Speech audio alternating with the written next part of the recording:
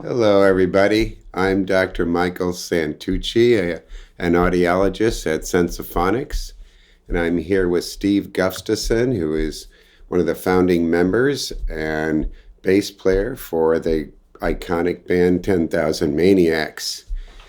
Today, we're here celebrating World Hearing Day. Not a very well known day, but it's becoming, excuse me, more well known all the time. The idea is to celebrate hearing, and the World Health Organization and the World Hearing Forum, which is a subset of the World Health Organization, have started these World Hearing Days to celebrate hearing care, hearing wellness, and just good hearing altogether. This year's, this year's initiative is the Listen Safe Initiative, which is the group I'm involved with. The idea is to promote safe listening habits to consumers at concerts and with their own personal listening devices. So in 2015, a bunch of us met in Geneva, Switzerland, and we created a standard for smartphone manufacturers to be able to warn you when you were listening to your audio too loud or too long. Right now, a couple of manufacturers, Apple was the first to jump on, and if you have an iOS device, you'll know that it will warn you when the environment's too loud or when your Apple earphones are too loud. And the other manufacturers are coming on board. So this is a big step because the World Health Organization has predicted over 1.5 billion people between the ages of 15 and 35 will lose hearing in the next 20 years, and possibly 2.5 billion in the next 50 years. So this stringent but allowable sound level, which they do on the phones, at least it allows you to make a choice on your own.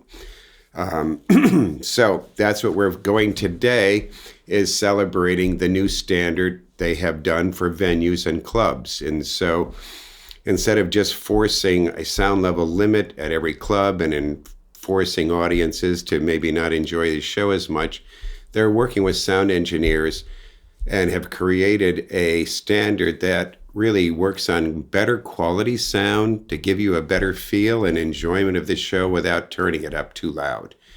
And so today we're celebrating that, and I have Steve with me because he's such a proponent of safe hearing.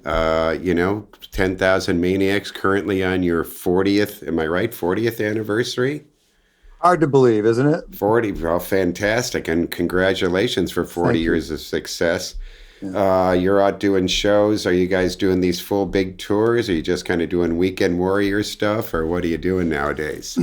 Well, we gave up doing extended tours quite a few years ago because if we did that, if we were on a bus together for 3 or 4 months, that would be the end of the band.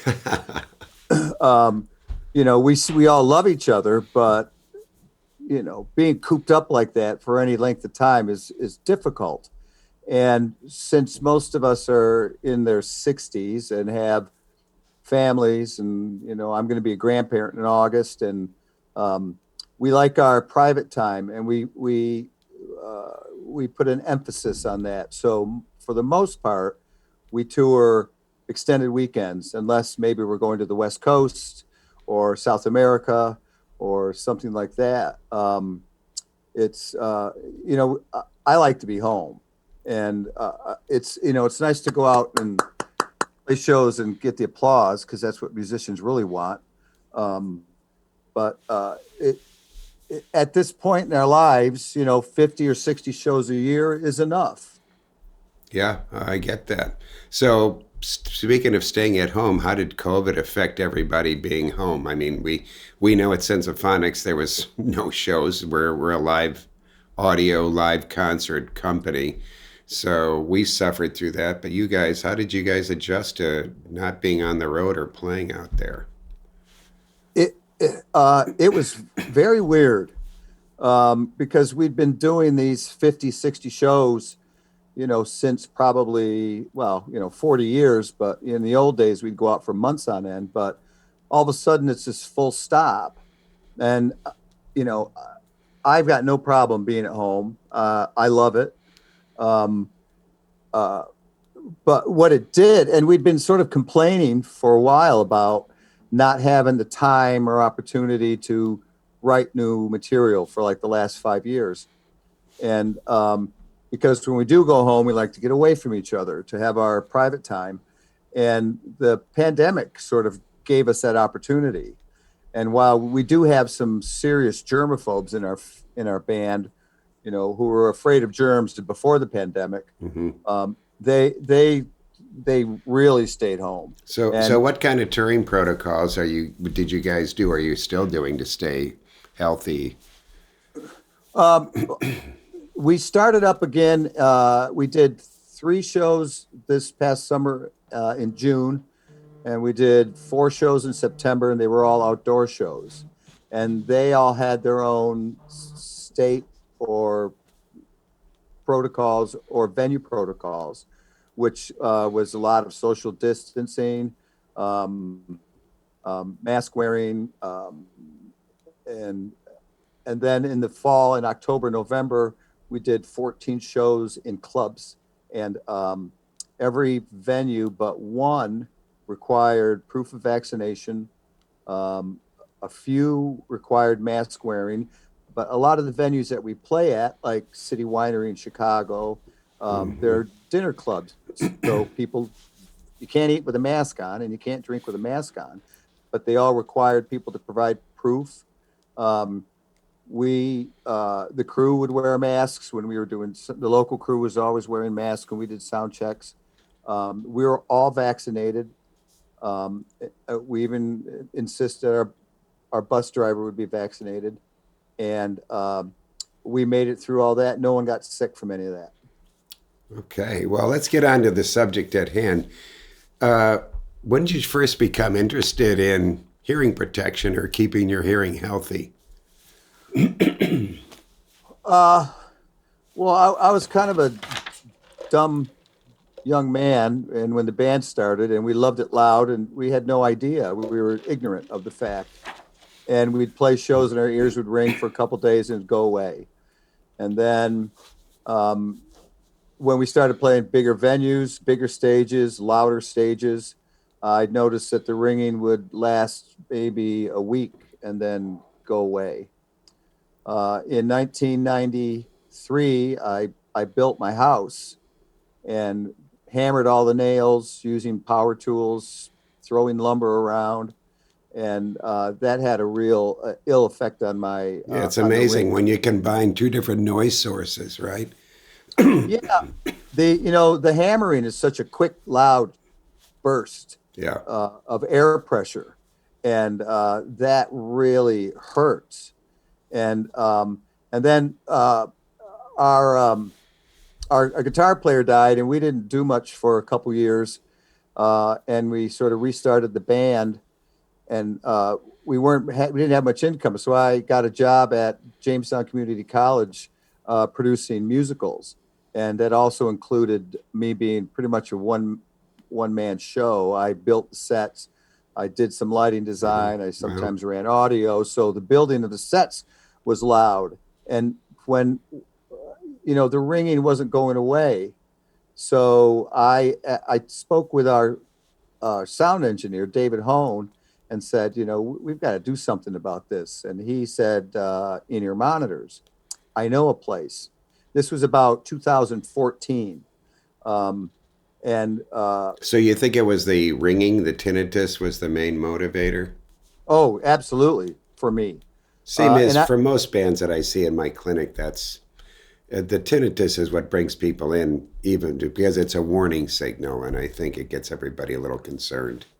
I didn't think that my hearing was going bad. I didn't notice anything particular about having difficulties in a restaurant hearing people at my table talk. It was the tinnitus, and we basically took out a loan and bought the full monitor rig with the receivers, the transmitters, the in ear buds, Hmm. um, and but most importantly, I think it's what the information that we got from your doctors at Sensaphonics.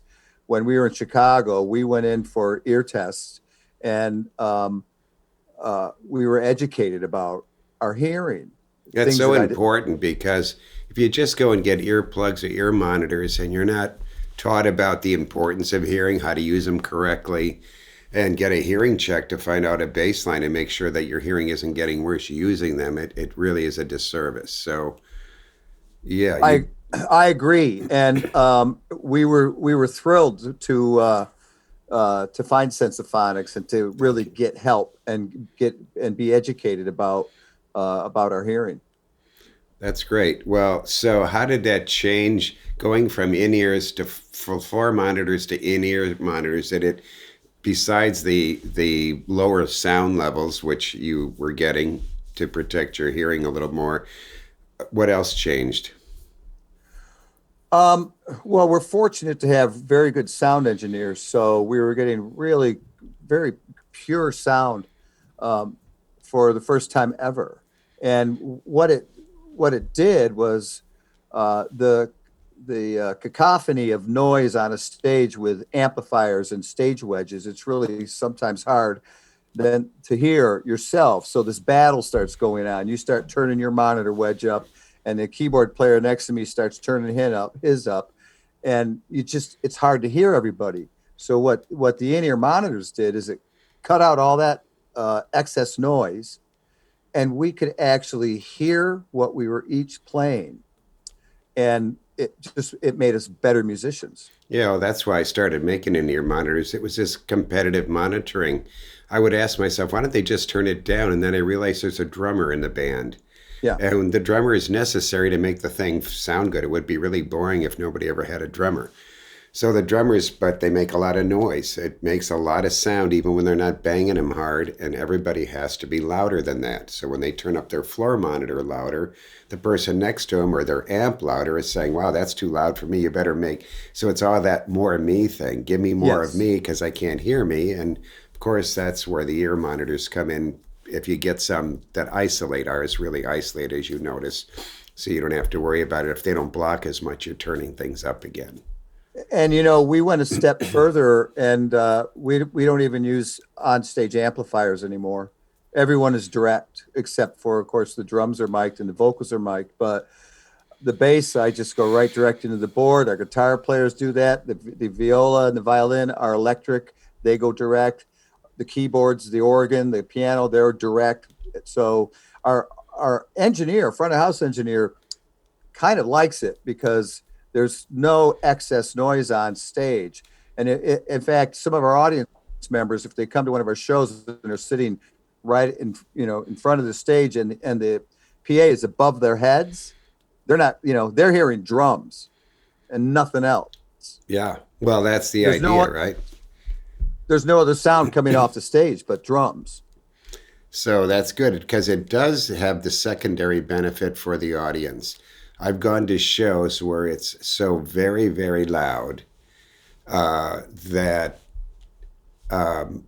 you can hear the stage monitors louder than the PA Yeah, sometimes. And so the front of house guy is struggling to yeah, mix the PA over all the sound levels on stage. They don't yep, complement each other. So yeah. when you get rid of all the sound on stage, now he's operating the PA like he's supposed to. It's a speaker system for the audience, and it's not affected by any other sounds around. It allows him to turn it down some. Yeah, if a guitar player likes his amps at 11, uh, he's not going to be in the PA. When I worked at the college in my theater, we would have the music department. They had a rock band class that students would, at the beginning of the semester, they'd form bands, they'd learn a few cover songs, and then they'd come up to my theater and we'd give them floor wedges and staging and lights. The first time they'd ever had this, because some of them were not established players at all. They were learning, but this was their chance to do it. And I would just bang them over the head with, if that's too loud, I can't put it in front of house. I can't mix it. You're ruining the mix. But it takes mentors like you, and this is an important thing.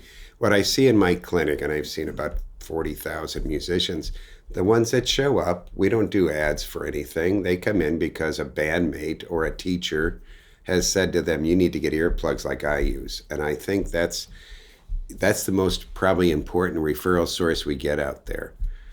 Is from other band members, right? If somebody tries an in-ear monitor in a band and then they tell everybody, wow, you got to try this. This is really good. And so having mentors like yourself is really important to the cause. So I'm very appreciative of what you do. Thank you so much. Yeah, well, you're welcome. I saw a question there in the Facebook thing that was asking about what was the cost. Um, uh, our initial investment was about with a monitor board, the all the in-ear buds. We control all our mixes on stage and iPads, um, the transmitters, the receivers, racks for dragging all that stuff around the country. We spent about $15,000. And it doesn't even have to be that expensive. You guys have a No, budget. yeah, You're a major band, but yeah, there's plenty of local bands that can figure out ways. There's cheaper ways to do it than having the big rigs you guys have, and plenty of club bands here in Chicago have ways of using it. We have a new product that has active mics in it that you right. can actually, instead of the ambient mics, you point to the audience so you can hear what you need from the audience. They're right at your own ears, and you can mix the other instruments on stage and just give a direct feed of your own instrument and play over it. So there's plenty of ways to make these things. That's called the 3DME by Yeah, ASI Audio, and that's a cool device for bands that are just starting out. So there are ways to start this without spending too much money, but the problem is in-ear monitors aren't safety devices by design because musicians' brains are so tied to a sound signature you practiced your whole life. Timbre, pitch, the way you like, how much bass you want in your mix, or whatever else. These are things that you really become very ingrained in your brain. So if we change things with earplugs and other ways, people don't particularly like it. One of the things you learn is loudness. So if you've been playing guitar, your bass guitar at 100 dB your whole life, when you put on in-ear monitors, you tend to go to that familiar sound signature, including the yeah, loudness. yes. So people actually have to make an effort to turn things down. What do you guys do? How do you know when you're too loud? Well, we have a DB reader that I use at every sound check. I have the worst tinnitus in the band. Of the six band members, um, three of us have tinnitus, the drummer, the lead singer, and myself. The rest of the guys don't seem to have it. But I use the DB reader at every sound check so I can get my levels right, and I will adjust it to about 90 dB, 88 or 89, on a loud song, and do the sound check at that level. And then when we come out and do the show, I just turn it up a little bit so it sounds a little louder. And my brain has trained itself. Is that right? Yes, To you're to trained, sure. to accept the sound as being plenty loud enough. It's interesting how that works. We did a study at Vanderbilt University. I participated in with a great, one of my favorite researchers, Jeremy Fetterman, who now works for the Navy. But at the time, he was a sound engineer with experience doing monitors, and he wanted to do a study to see how much people turned down their in-ear monitors compared to floor monitors. So we had a trial of over 100, we had 100 trials with country artists, and we said, turn the floor monitor to what you like, and we measured at their eardrum, and then turn these isolating ear monitors to what you like, and we wanted to see how much they went down. And the surprising thing for me, especially since I've been making them for years, is that 98 out of 100 trials turned them exactly the same loudness. Did Yeah, not turn them down at all because your brain is telling you that's where it should be. So yeah, once you make the effort, we said now turn down the wedge till you can't play anymore. And singers couldn't even go down over 2.5 dB. They couldn't hear enough vocal. But they could turn their in ears down 10 or 12 dB and they'd say, hey, it sounds good here. yeah. If you did that for 2 weeks, you'd get used to it, and that would sound plenty satisfying. It's not wimpy. 100 dB on OSHA for 2 hours is not a wimpy show, but you can control it and get used to it, and I think that's a big part of it. We, um, we played in Park City, Utah last 2 weekends ago. And so we flew, and when we fly to gigs, we don't bring as much stuff. We leave drums behind and stuff, and we left our DB reader behind. I didn't have it, so I was guessing, and I think I was a little too loud. I had a little extra ringing, on the way home. Mm, yeah. Well, the DB reader he's talking about is called DB Check, and it is now on a version 2 coming out, but it's the only thing. It's a patented device that Sensaphonics makes. You can plug your ear monitor into it, find the one that you're using, brand, it doesn't matter what brand, or even studio headphone, as long as it's wired, it will read the dB level, and then it'll convert that to safe minutes before injury or the risk of injury. So you can look at it and say, oh, it says I have 2 hours and I'm only doing an hour show, so I'm good. Or it says I have 10 minutes and I'm doing a 3-hour show and I'm not so good. So just information to make choices with. We want to be first in line to get that new one. It's coming soon. The supply issues, of course, are killing anything that's hardware and we need chips for. But it looks like it's going to be here in June sometime, we hope. Fantastic. So thanks. We've been around for a while. People are talking. Now Benj Cantors is on. Benj is an advocate professor from Columbia College, which has a 4-year program for audio engineering, and he's been teaching the course Studies in Hearing for quite a while, teaching audio engineers what hearing's about, how it works, and how it gets injured and what to do. So he's been making comments about IEMs are good plugs simply because it doesn't take as much patience to adapt to the new feeling of sound. Plugs are a little bit tougher because you can't adjust them really. Right. Except for this 3D ME with the active mics. I'd like to open. Go ahead. Oh, no. A few weeks ago, I did an interview with a woman in Helsinki, a doctor over there, talking about hearing health. And I was interviewed by along with a young man from New York that plays in a Fish cover band, and so he asked me questions as a musician, and he uses those monitors that you have with the ambient mics, with the ambient mics in them, and he loves them. Well, it gives you back spatial cues. So you've gotten used to the ones, and they weren't around when you started using in-ears. Right. And you get the crowd noise from ambient mics, which is better than pulling one off, which is the worst thing for your hearing. Worst thing to do, yep. We never tell people to do that. That's the worst option. But with the active microphones, you can actually decide how much ambient you want in. It's like a tunable earplug mixed in with your in-ear monitor. So now your drummer's behind you, the crowd's in front of you, your guitar amp's over this way. And you get all those spatial and localization cues back while you still have control over the volume.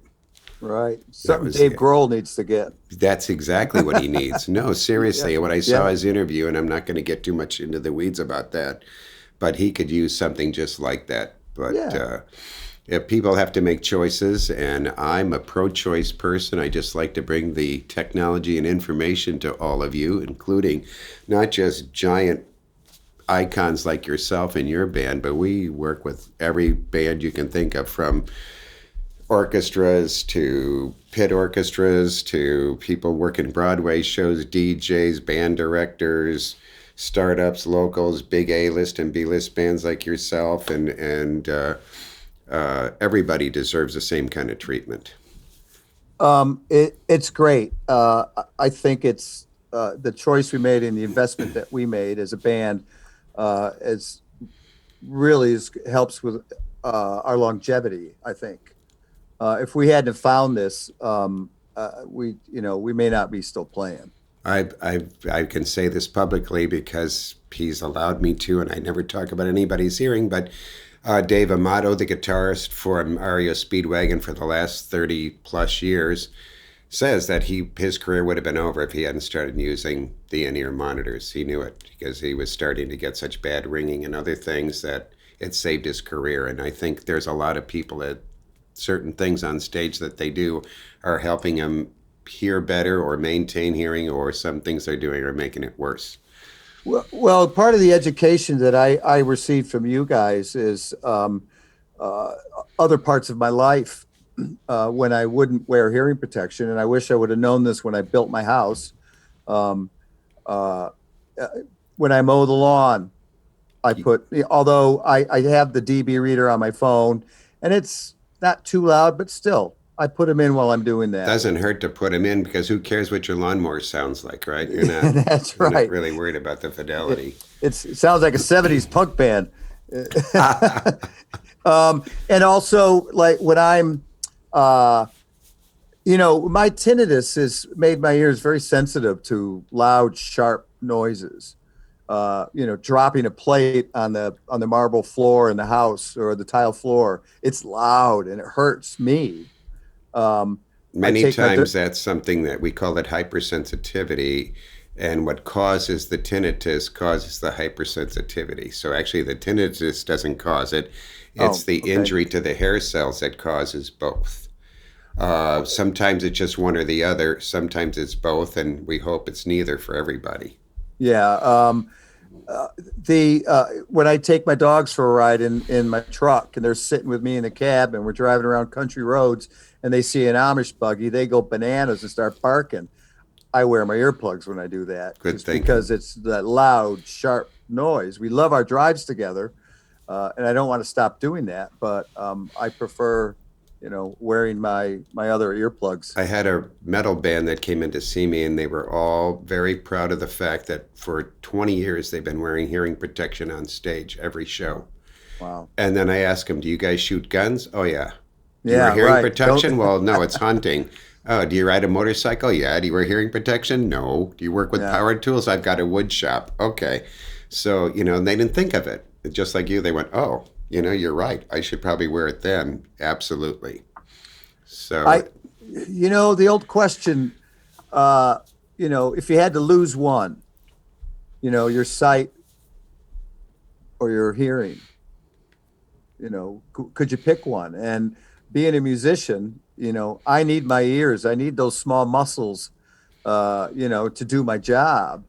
And that's so important to me. Of course, I wouldn't want to lose my sight either, but of course not. um, um, But I have musicians that come into my clinic and they are not young. And I'll say, "When's your last hearing test?" "Never." yeah, And then I say, "When did you see a dentist last?" "Oh, a couple of months ago." "How about the eye doctor?" "Yeah, this year." I go, twice a "You year. can get on stage blind and without your teeth and still do a show?" But we I, seem th- to we seem to I, skip the other part, right? The hearing part. And they go, "Yeah, I didn't think of that. You're right. You need the hearing. There's plenty of blind musicians and toothless ones, but there's very few deaf ones." So that's the yeah. important part. Well, when we were last in Chicago, and my son, who works for us, and he plays bass in a screamo band, and I bang him over the head with wearing hearing protection, and he's like, "I'm okay, I'm okay." And I said, "All right, well, let's go get your ears tested."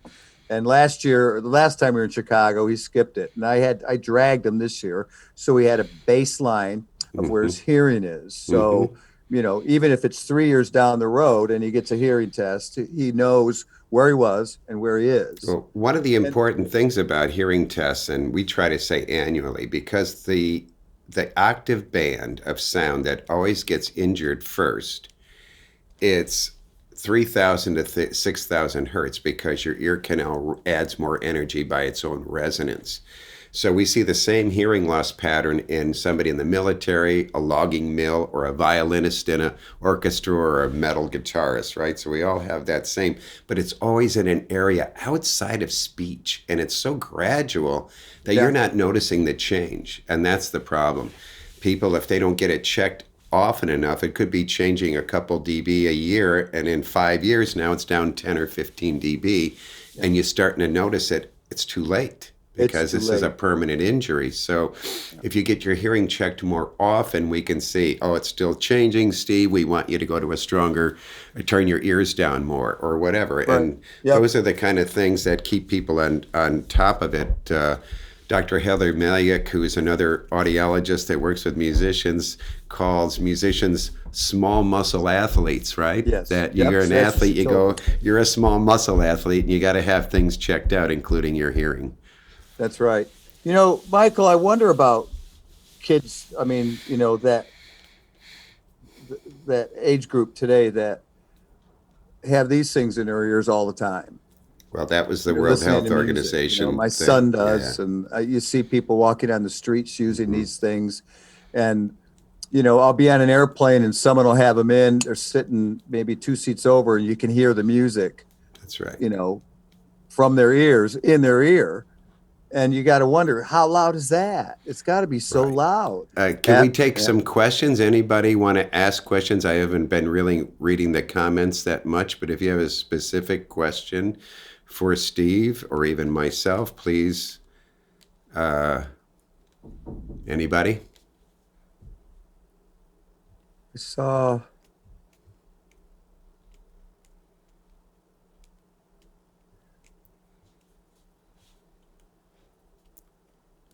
Well, I have one for you. Let's go back. Let's go back and talk about brain health and hearing, because you said you'd rather lose your vision than your hearing. Most people do not want to do that.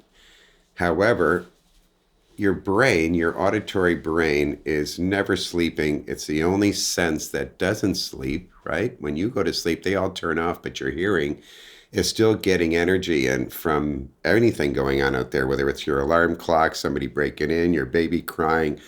These warning signals are what the auditory brain was built for, survival, right? Not 20,000 years ago. It wasn't to talk to everybody or to write a song. It was to keep from being killed by an animal. And so they're great amplifiers and a great audio system for a quiet world.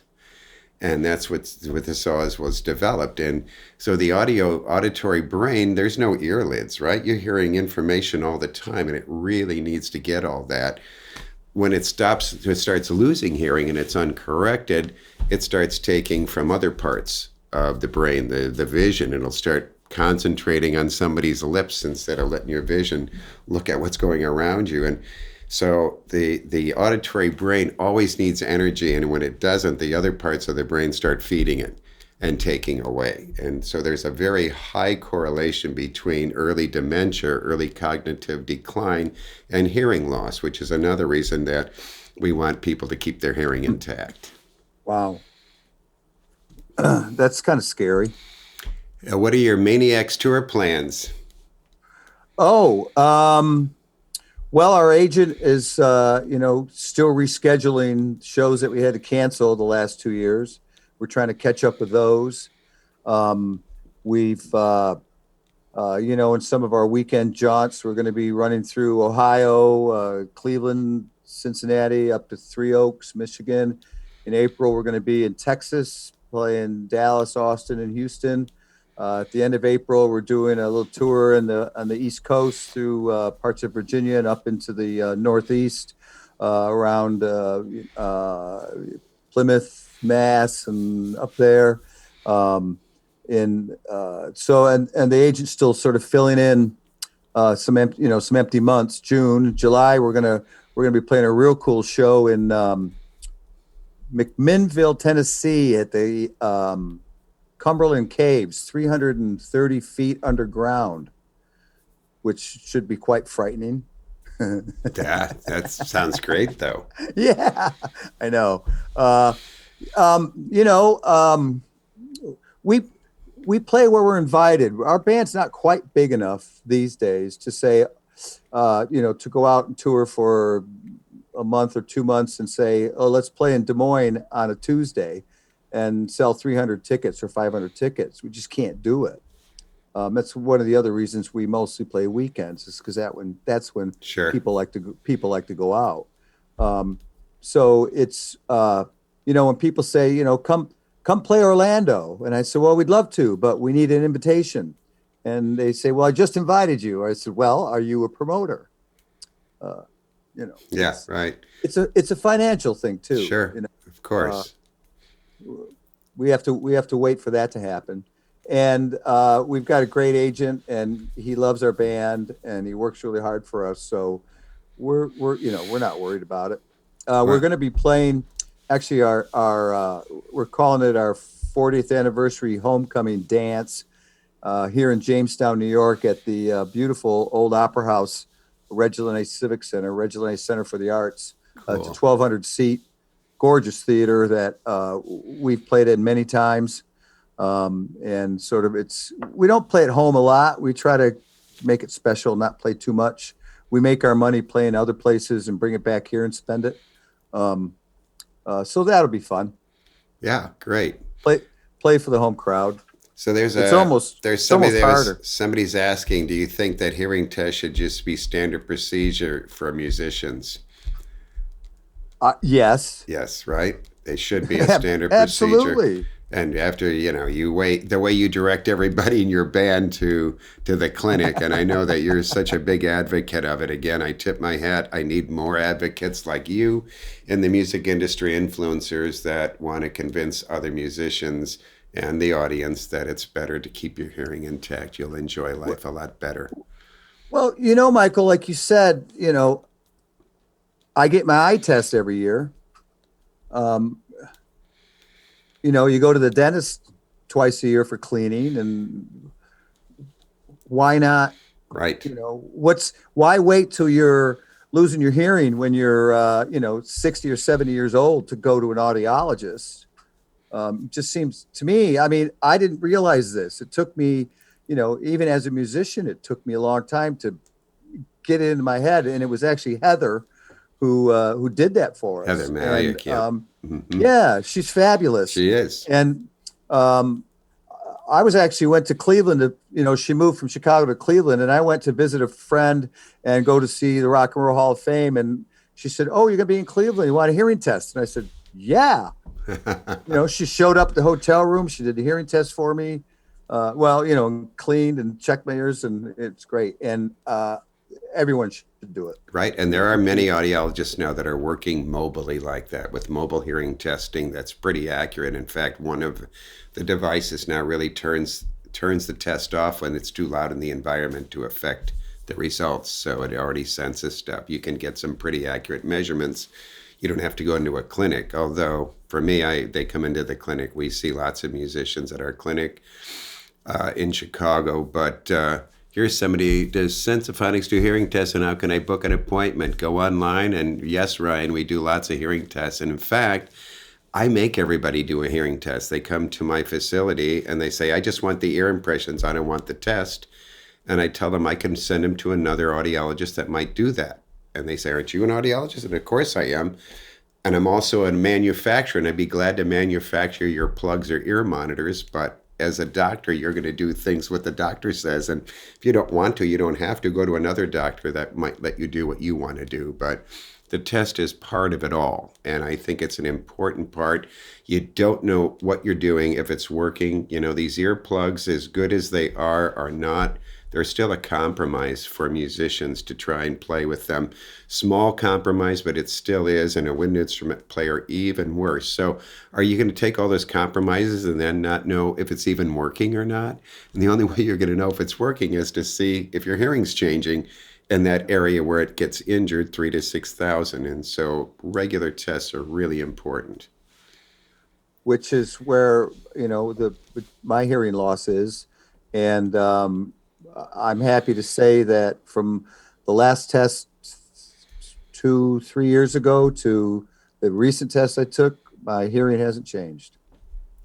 I know. I can't say that, but I'm glad you did. There's a number of Yeah. bands that have been able to hang on to their hearing over 20 years and not change at all. So it's not a necessity to be a musician and lose your hearing. When I started in the late 80s with this concept of protecting musicians, it was kind of a joke, and everybody would be very proud of their hearing loss and tinnitus. Yeah, I've got hearing loss and tinnitus, and I've been on the road for 20 years, and it was Yeah. kind of this badge of honor.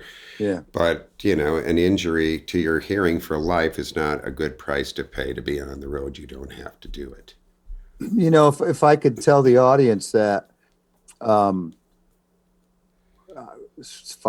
whenever we first visited an audiologist who worked specifically with musicians, and I learned things. I tried medication. I went to the Cleveland Clinic and saw 2 specialists, a specialist for my jaw, ear, nose, and throat. I tried acupuncture. I tried physical therapy, which I think kind of helps a little bit. And she works mostly with all the muscles or in my neck and shoulders just to get the stress out and the tightness, although it doesn't go away, but I think it sort of helps. And I certainly There's reasons for tinnitus, right? It's not itis, by the way. I always call it tinnitus, T-U-S, not itis. In medicine is infection and inflammation right. like meningitis and tonsillitis. But this is not a disease. It's a Greek word that means you have noise in your head. And the main cause, at least in the Western world, is exposure to loud sound. But other causes, and a really pretty common cause, is a problem in your jaw or neck. If you grind your teeth, if you have a neck issue and you're all tense, that actually can cause ringing on its own, or enhance your ringing if you got it from music too. So I always ask people, if they have ringing, go see an audiologist and find out where you think the cause is. They'll be at least able to try and direct you to the reasons, because you can't cure tinnitus unless you know the cause. Different treatments for different causes. Yeah. Yeah. Okay. Get tested. Well, thanks so much. Wow, we've had a nice 45-minute conversation. You and I can talk forever, especially over drinks. Absolutely. But I really appreciate you coming on today to celebrate World Hearing Day. Everybody, please look at the World Hearing Day website. There's lots of activities going on over the globe. I don't know the exact amount, but it's in the tens of thousands of people from every country are doing something to celebrate hearing today. Please celebrate your hearing. And again, thanks to Steve, and thanks to Mystery Street for doing all this. Thank you very much, Michael and Mystery Street, and everyone who participated. I do appreciate it. Hope to see you out on the road. And respect your ears. Hey, thanks, man. Thanks.